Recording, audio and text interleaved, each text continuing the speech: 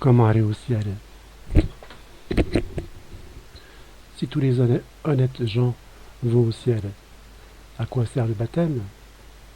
Chacun ne sera-t-il pas jugé sur le capital que Dieu lui aura donné à faire valoir? Dès lors, un capital n'en vaut-il pas un autre? Il règne une terrible confusion dans l'esprit de beaucoup de catholiques sur ce qu'il faut faire pour être sauvé. Sachez d'abord qu'il ne suffit pas d'être en général une bonne personne pour aller au ciel. On ne peut pas se sauver de ses propres forces. Dieu ne pèse pas nos bonnes actions contre nos mauvaises actions pour décider si nous méritons d'entrer au ciel. Une seule chose peut nous faire entrer au ciel, la grâce de Dieu qui sauve ceux qui croient en Jésus-Christ. En effet, chacun d'entre nous est né dans le péché, et nous serions définitivement perdus si Dieu n'était pas lui-même intervenu pour le sauver en donnant son Fils Jésus en sacrifice. Même si Dieu a tout fait pour nous sauver, il ne nous sauvera pas sans notre accord. Il ne veut pas une amitié forcée. Il faut donc accepter le salut qu'il nous offre gratuitement. Autrement dit, c'est une grâce que Dieu nous fait en nous sauvant. Tout ce qu'il nous faut faire est d'accepter cette faveur. L'acceptation du salut s'exprime par le baptême, ce rituel que Dieu nous a donné pour dispenser son salut aux hommes. Le baptême communique la grâce du salut à notre âme. Mais ce que le baptême ne fait pas, c'est changer notre nature humaine. Or, la nature humaine est faible et elle se laisse porter vers le mal. Dès le moment où l'on se laisse porter vers le mal et qu'on commet un péché grave, on perd la grâce du salut que Dieu nous a communiqué au baptême. En choisissant le mal, on se détourne de Dieu qui a pourtant tout fait pour nous réconcilier avec lui. Retenez bien les péchés mortels, ils sont tellement nombreux. Mortel veut dire l'enfer. Donc c'est plus le ciel, c'est l'enfer. Quand on fait un péché, ne serait-ce que médisance et autres, c'est péché mortel. La médisance, c'est quelque chose de terrifiant, parce que ça a des ramifications dans nos familles, nos amis, mais aussi dans le futur, dans le passé et dans le temps présent, bien sûr. Ça a des ramifications incroyables. On n'est rien, faut pas l'oublier. Beaucoup de gens s'imaginent être quelque chose. On est quelque chose aux yeux de Dieu, mais en nous-mêmes, on doit se dire on n'est rien. Un catholique qui se regarde à la glace en disant je suis beau, ou alors elle est belle, je suis meilleur, les autres sont bêtes, sont idiots, ça n'a pas de sens. C'est pas ce qu'un chrétien doit faire. Quand on se regarde dans la glace, on va se dire même pas se regarder dans la glace, on se regarde pas dans la glace. C'est d'amour propre. Et il n'en faut pas d'amour propre, péché mortel. Donc vous voyez un peu tout ce qu'on accepte comme péché et qu'on fait quotidiennement, journellement. Oh, ça c'est grave quand même. Heureusement, si on se ravise et qu'on se détourne du mal, Dieu ne ferme pas la porte à la réconciliation et il nous accueille à bras ouverts. Et il nous restaure la grâce qui nous a été faite lors de notre baptême. Ce processus où l'on revient à Dieu s'appelle la conversion. Le moyen que Dieu nous donne d'accepter son pardon est le sacrement de la confession. Confession, c'est-à-dire aller à la messe, voir un prêtre, se confesser, dire tout ce qui était mal, péché mortel, pour justement que ce soit absous. Sinon, si vous ne faites pas ça, ça vous suivra jusqu'au bout. Alors, de votre mort, au moment du jugement, il y en a assez qui l'ont dit en revenant sur terre pour témoigner de ce qui se passe derrière. L'enfer, c'est terrifiant. On se doute bien. Il y en a qui l'ont vécu pendant quelques secondes. Et ça n'a rien à voir avec la souffrance physique sur terre. C'est éternel. Vous êtes harcelé par le mal en permanence, par Satan, toujours, et par les démons. Il ne vous lâchera plus, c'est fini, c'est éternel. Comme Dieu lui-même dit, pour les méchants, c'est la souffrance éternelle. Là, il n'y a plus du tout de salut, c'est fini. Donc il faut bien savoir ce qu'on fait sur terre, ce temps qui est court, malgré tout, même si on vit 100 ans, et qu'on subit bien les épreuves, c'est court. Et comme la Vierge Marie dit, c'est 1 seconde. Le temps de vie d'une créature, tu appelles créature, c'est 1 seconde. C'est tout. Donc, pour aller au ciel, il suffit de mourir dans un état où la grâce qui nous sauve est présente dans notre âme. Comme cette grâce est communiquée initialement par le baptême, il est nécessaire d'avoir été baptisé pour l'obtenir la première fois. Quand vous subissez, quand Dieu vous donne la conversion, c'est Dieu qui la donne, hein, parce que vous avez fait des choses dans le sens que Dieu veut, pas dans votre volonté à vous, mais dans la volonté de Dieu, la volonté divine. Et quand vous faites ces actes, même sans vous en rendre compte, vous faites des actes qui sont bons, vous acceptez de ne pas faire de péché, sans vraiment vous avez la conscience en vous. Vous savez bien que dans votre conscience, ça vous travaille, et que vous faites quelque chose de mal à quelqu'un. C'est tellement facile de faire le mal. Et là, votre conscience vous travaille, si vous ne travaillez pas, c'est pas normal. C'est parce que Satan vous a bien ligoté et vous êtes bon pour l'enfer. Ça c'est clair. Là, vous êtes râpé. Si vous ne réagissez pas, que vous ne prenez pas conscience justement de votre conscience, qu'elle vous parle, c'est l'Esprit Saint qui vous parle, pour les baptiser surtout, attention. Hein. Et là, Dieu vous accorde, justement, parce que vous luttez, il vous accorde la conversion. Et c'est quelque chose d'incroyable. Quelqu'un qui est converti, ne serait-ce que par le baptême, combien on voit des personnes qui sont devant le prêtre, ce que j'ai vu personnellement, mais ça compte pas, mon avis personnel, mais j'en parle quand même. Une femme qui est habillée avec une tenue courte, très courte, alors très haut au niveau des cuisses, quoi, et elle se présente comme ça au moment du baptême. Baptême pour adultes. Hein, ils n'ont pas été baptisés enfants, donc ils ont choisi le baptême plus tard. Et elle passe devant le prêtre, et au moment c'est que c'est pas des mots qui sont dits n'importe comment, c'est quelque chose de particulier, le baptême, c'est l'Esprit Saint qui est là, présent. Et quand l'Esprit Saint descend dans la femme ou l'homme qui ont reçu le baptême par les mots sacrés, saints du prêtre, d'un seul coup, ça se métamorphose en eux. Et ce que j'ai vu, c'était spectaculaire. Cette femme qui est habillée court, elle tirait sa robe pour essayer de cacher ses jambes, ses cuisses.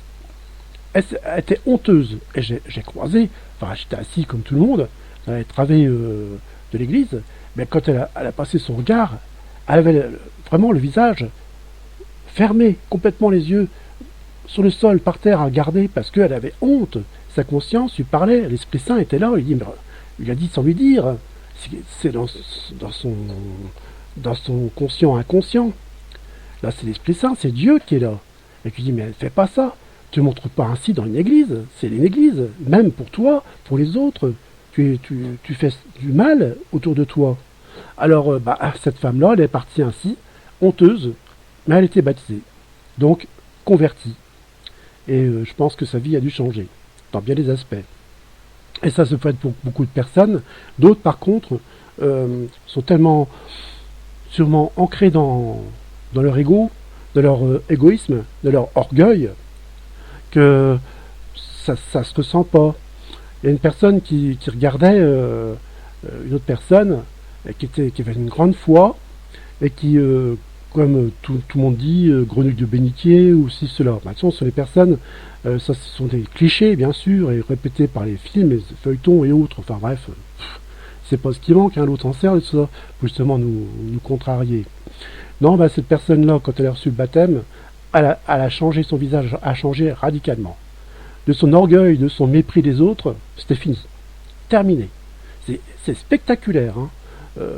Pour un chrétien qui est baptisé, on est baptisé étant bébé, étant enfant. Et pour ceux qui sont baptisés étant adultes, c'est un choc. Hein. C'est immédiat. Dieu pénètre dans son âme, dans son esprit, l'Esprit Saint, et là c'est fini. Hein. Soit il réagit tout de suite, et c'est ce qui se passe la plupart du temps, mais il ne faut pas qu'il retombe dans ce travers d'avant, parce que là ça ne pardonne pas. Dieu a donné sa grâce, du pardon, par le baptême, donc il est censé aller au ciel, s'il suit la voie de Dieu, mais s'il contredit Dieu dans bien des aspects de notre vie, qui est malheureusement et une vie de pécheur de plus en plus forte, les péchés sont même mis en avant. Si quelqu'un qui est gentil, qui est doux, on va dire ça, on se compense, hein, on va dire oui, bah voilà, il a fait de travers, c'est quoi ça, c'est...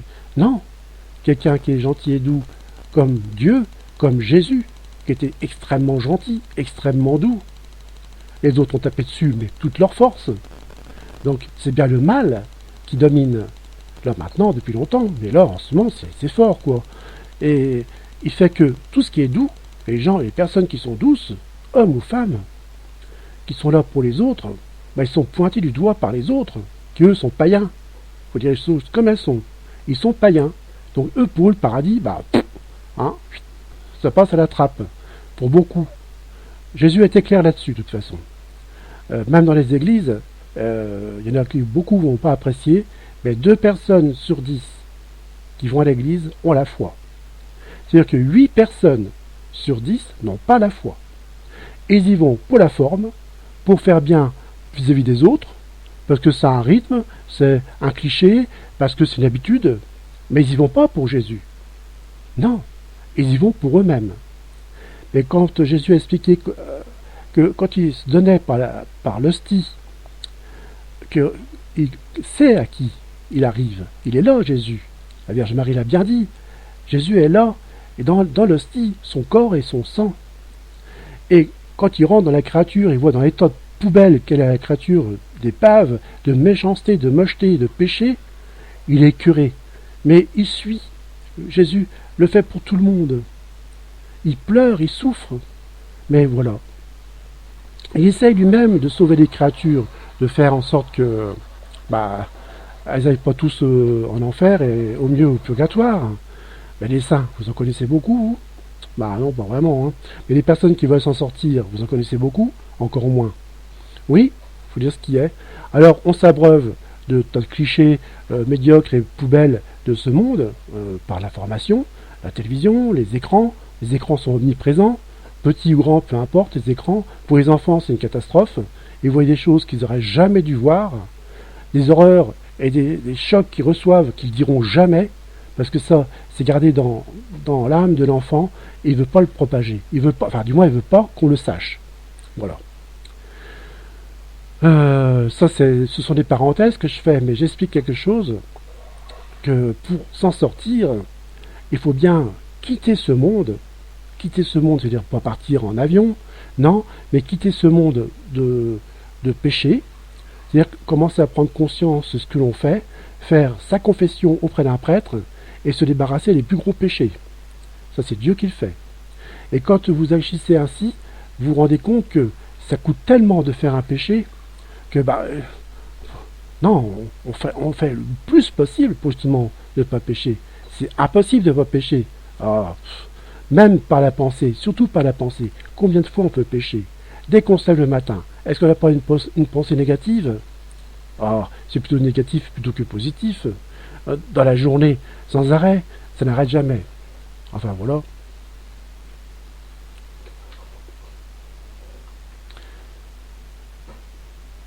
La grâce de Dieu est aussi ce qui nous habilite à faire des bonnes œuvres.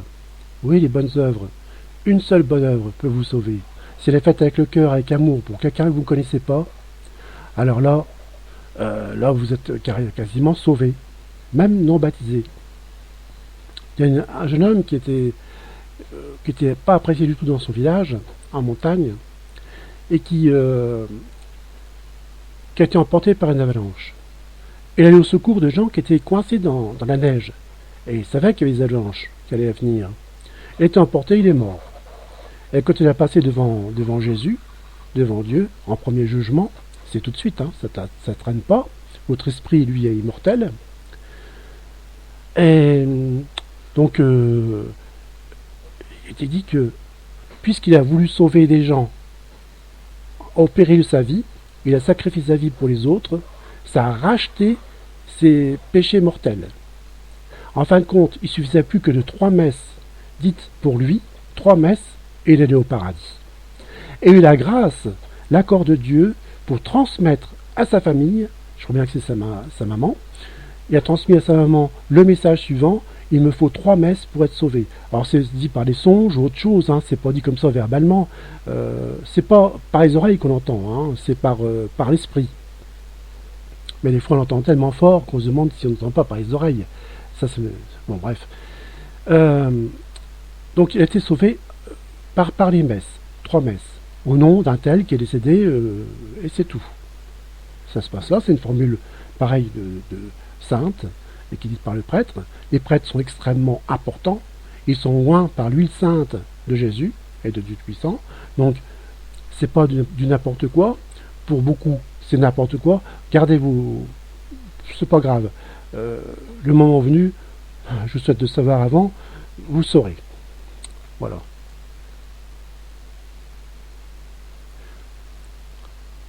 Alors, si nous n'avons pas de bonnes œuvres, c'est que nous n'avons pas reçu la grâce de Dieu et nous ne pouvons pas être sauvés. Donc, même si nous ne sommes pas la cause première de notre salut, nous y participons par les mérites que Dieu nous permet d'acquérir sous l'effet de sa grâce. Alors, il y a des personnes qui ont répondu déjà à ce texte-là pour le baptême, et c'est très intéressant quand même pour ceux qui veulent écouter, s'informer, apprendre. On a toujours besoin d'apprendre, hein. C'est tout le temps la conversion, hein.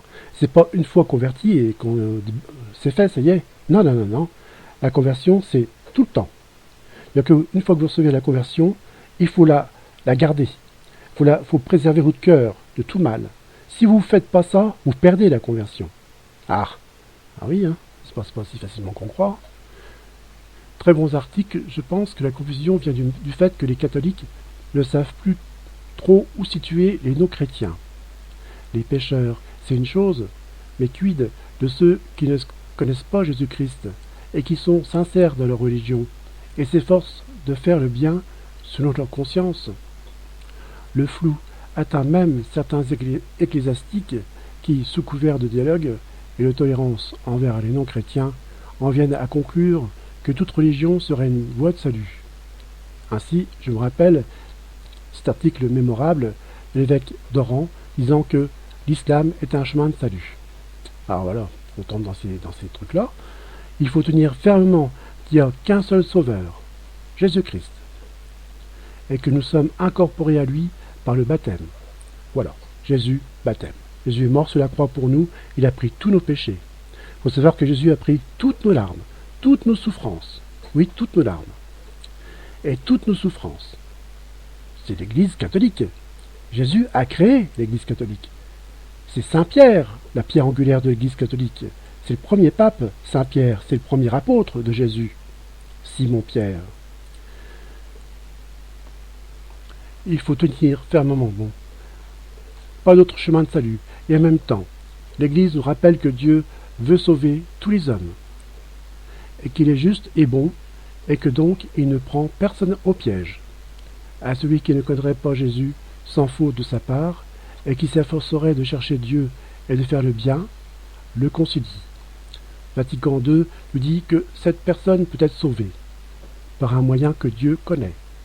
Mais si cette personne est sauvée, ce sera toujours par le Christ, et jamais par sa religion, ses bonnes œuvres, etc. Voilà. Bref, il y a une vraie clarification à faire à ce sujet auprès des catholiques. L'évangélisation est d'une importance vitale. Non pas parce que connaître Jésus est un is, c'est un terme que je ne connais pas, mais parce que sans lui, nous sommes perdus. Et l'homme de bonne volonté qui ne connaît pas Jésus, même s'il peut se voir proposer une chance d'être associé au mystère pascal, est en grand danger de louper le coche. Voilà. Une autre réponse. Il est vrai que l'Église enseigne et qu'il n'est pas impossible d'être sauvé sans le baptême. Mais nous ne savons rien de plus, ni même si cela s'est déjà produit. Le cas des petits bébés qui sont morts sans avoir reçu le baptême est particulièrement problématique. L'Église nous dit que nous ne connaissons pas leur sort, mais que nous pouvons espérer qu'ils seront sauvés, en déplaise à certains. Je pense aux bébés, aux enfants dans le ventre de leur mère, comme Dieu l'appelle pour les enfants avortés, qui sont détruits dans le ventre de leur mère. Les enfants sont massacrés, mis en bouillie, en charpie, alors qu'ils sont vivants. Et ils sentent bien le danger. Ils se réfugient au plus haut du ventre de leur mère. Oui, oui. Ils ont cette notion du danger et ils sont en relation constante avec Dieu. Cette relation qui disparaîtra une fois qu'ils auront grandi un petit peu. Bébé, au bout de quelques jours, ça se termine. Mais là, ils sont en relation avec Dieu.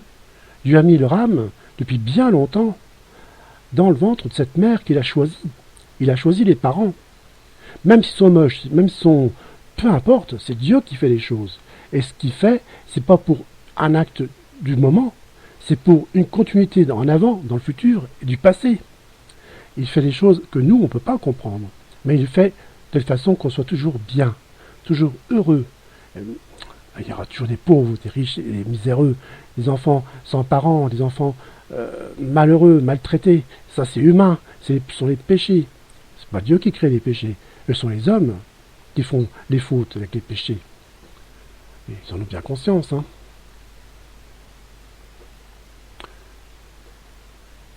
N'en déplaise à certains, le seul moyen de salut que Dieu nous a révélé est le baptême. Il serait dangereusement présomptueux de négliger de se faire baptiser ou de négliger de faire baptiser son enfant avec la fausse idée que tout le monde sera sauvé. L'universalisme, cette idée que tous les hommes seront sauvés, est l'une des pires hérésies à afficher l'Église actuellement. Ah, c'est une vérité. Tout le monde est beau, tout le monde est gentil. Tout le monde est Premier ministre, tout le monde est président de la République. Je suis meilleur, mon voisin c'est un nul. Voilà, c'est tout le temps comme ça. Et pour l'Église, c'est pas la même chose. Mais non, vous inquiétez pas, on sert à rien, on est nul, faut profiter de la vie. Combien de fois on l'entend, ça, profiter de la vie. Mais c'est pas cette vie-là qu'il faut profiter, c'est l'autre d'après, éternelle. Il faut la préparer, celle-là. Mais les gens ne comprennent rien, ils savent rien. C'est l'ignorance qui tue ce monde. Ignorance terrifiante dans ce domaine. Cet article est très intéressant et remet bien des choses en clair. Il est dommage que le message de beaucoup soit trop édulcoré et déprécier la valeur même du baptême et même des autres sacrements. Mais il est incomplet, comme le message de l'Église surtout pour notre temps. En effet, que deviennent les enfants morts avant la naissance, qui sont nombreux? C'est 200 000 en France, par an. 200 000 avortements. 200 000 meurtres? Oui, il faut dire les choses comme elles sont. Parce qu'ils sont vivants, ils ont une âme. Ils ne sont pas des chiens. Un chien, il a un esprit, mais il n'a pas d'âme. Un petit enfant, il a un esprit et une âme. Donc il est créé pour être enfant de Dieu, et pas pour finir dans l'aspirateur, dans le ventre d'une mère qui va devenir... faut prier pour elle, parce que la plupart, là c'est terrifiant, quoi. Elles n'en ont même pas conscience. Elles ne veulent pas entendre parler de la conscience.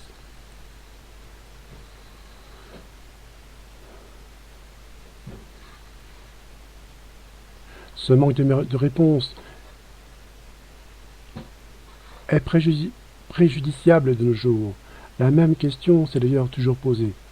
Un adulte nouveau baptisé peut se poser la même question chez ses parents et ancêtres. Que deviennent ses parents et ancêtres non baptisés?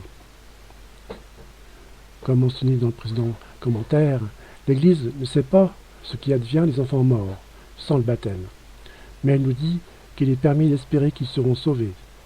Quant aux parents et aux ancêtres non baptisés, ils sont dans la même situation que n'importe quelle autre personne qui n'a pas reçu le baptême. C'est une chose difficile d'accepter que beaucoup de gens n'iront probablement pas au ciel, surtout lorsqu'il s'agit de nos parents. Mais c'est la vérité catholique, et il n'est pas permis d'altérer la vérité pour la rendre plus acceptable. Voilà. Donc, on se souvient, il y a beaucoup de personnes qui ont vécu le retour à la vie sur Terre après avoir passé un petit temps, je veux dire, en dehors de la Terre. Et donc pour les non-baptisés, c'est Dieu qui décide, c'est pas nous. On peut rien dire.